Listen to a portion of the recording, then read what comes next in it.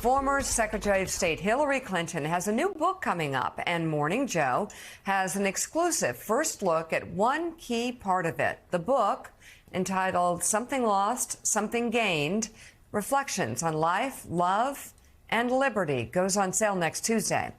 Clinton was recording the audiobook when news broke that President Biden had dropped out of the race for the White House. So she decided to record her first reaction to that monumental shift in presidential politics as an epilogue to the audio version. Morning Joe has now an exclusive excerpt of that epilogue. Take a listen. On July 21st, 2024, when Joe Biden announced he was dropping out of the presidential race and endorsing Kamala Harris, the dream of seeing a woman in the Oval Office was suddenly back within reach. It wouldn't be me, but it could be Kamala. History beckoned. But a whole lot of bigotry, fear, and disinformation, not to mention the Electoral College, stood in the way. Could we do it?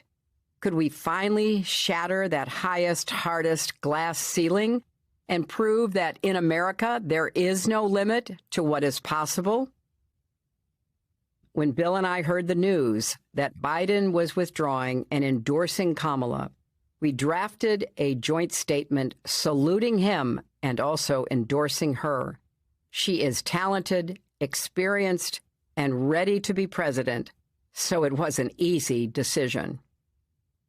After our statement went public, Kamala called us. She was remarkably calm for someone who had just been thrown into the deep end of a bottomless pool. She told us she wanted to earn the nomination. "I'm going to need your help," she said. "We'll do whatever you need," I told her. Bill and I were both ready to do everything we could to help get her elected. History is full of cautionary tales, but 2024 is not 2016. Trump's victory then and the ugliness of his presidency woke up a lot of people. There's less complacency now about the strength of our democracy and more consciousness of the threats posed by disinformation, demagoguery, and implicit bias. Some people have asked how I feel about the prospect of another woman poised to achieve the breakthrough I didn't. If I'm being honest, in the years after 2016, I also wondered how I would feel if another woman ever took the torch that I had carried so far and ran on with it. Would some little voice deep down inside whisper, "That should have been me"?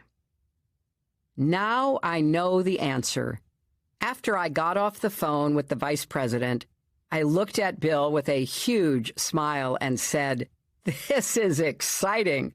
I felt promise. I felt possibility. It was exhilarating.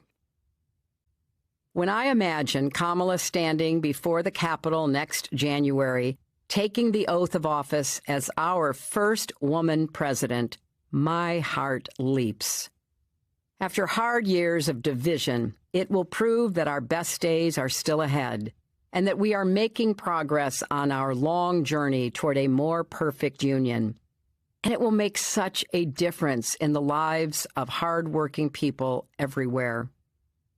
For now, thinking about this momentous period, I find myself turning back to where this book began. As Joni Mitchell sang all those years ago, "Something's lost, but something's gained." Democrats have lost our standard bearer. We will miss Joe Biden's steady leadership, deep empathy, and fighting spirit. He is a wise and decent man who served our country well. Yet we have gained much too: a new champion, an invigorated campaign, and a renewed sense of purpose.